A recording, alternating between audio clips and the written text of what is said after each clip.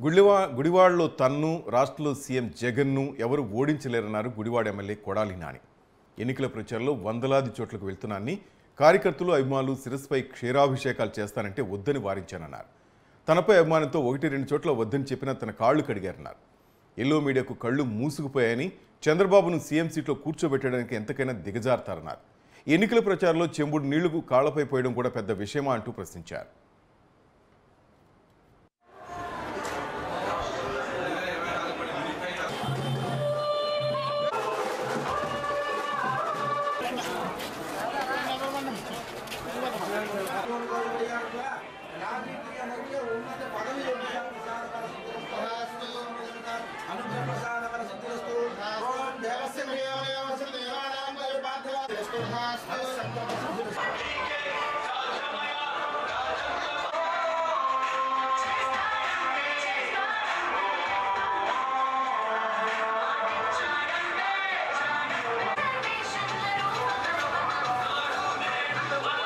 గారు తప్పించి ఈ స్కీములు కానీ ఈ ఆత్మగౌరవాన్ని కానీ కాపాడగలిగినటువంటి వ్యక్తి ఈ భూమి మీద పుట్టల.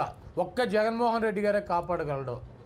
ఈరోజు పబ్లిసిటీ పిచ్చితో, అధికారం ఉన్నట్టు కావాలన్నటువంటి దాహంతో సొంత మామని వెన్నుపోటు పడిచినటువంటి దుర్మార్గుడు చంద్రబాబు నాయుడు. వీళ్ళందరూ కూడా అక్రమ కలయిక, ఇది అక్రమ సంబంధాలతో కలయిక. జగన్మోహన్ రెడ్డి గారిని దించాలి, వీళ్ళు అధికారంలోకి రావాలి, వాళ్ళు పార్టీని పికప్ చేసుకోవాలి, ఇంకొకటి 0% ఓటింగ్ ఉన్నటువంటి బీజేపీ ఎన్నో కొన్ని 4 సీట్లు గెలుచుకోవాలి, వీళ్ళు ఎమ్మెల్యేలు అవ్వాలి, ఎంపీలు అవ్వాలి. వీళ్ళు జగన్మోహన్ రెడ్డి గారు ఉంటే వీళ్ళకి రాజకీయంగా నిరుద్యోగులైనటువంటి ఉద్దేశంతో వీళ్ళందరూ కలిసి దొంగ కూటమి కట్టి జగన్మోహన్ రెడ్డి గారికి వచ్చారు. జగన్మోహన్ రెడ్డి గారికి ప్రజల ఆశీస్సులు మెండుగా ఉన్నాయి. మేము పదార్లో తిరిగినప్పుడు ఈరోజు ఒకటే చెబుతున్నారు, మా కొడుకు జగన్మోహన్ రెడ్డి గారు, మా అబ్బాయికి మేము ఓటేస్తాం, మా బిడ్డకు మేము ఓటేస్తాం.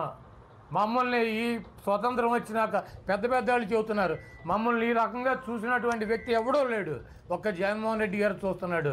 మా ఇంట్లో ప్రతి ఇంట్లోనూ ఏదో ఒకటి ఆరోగ్య సమస్య వచ్చింది, ఆరోగ్యశ్రీ ద్వారా వైద్యం జరిగింది, మా పిల్లలకు అమ్మఒడి వచ్చింది, మాకు డ్వాక్రా రుణాలు రద్దు అయినాయి, మేము చాలా బాగున్నాం. మేము జగన్మోహన్ రెడ్డి గారు వాళ్ళని ఉపయోగపడ్డాడు మాకు ఆయన. మేము జగన్మోహన్ రెడ్డి గారికి మద్దతు ఇస్తాం, జగన్మోహన్ రెడ్డి గారికి ఓటేస్తాం. మేము ఈ రాజకీయ నాయకులు చెప్పేది వినం. మేము జగన్మోహన్ రెడ్డి గారిని మళ్ళీ ముఖ్యమంత్రిని చేస్తాం.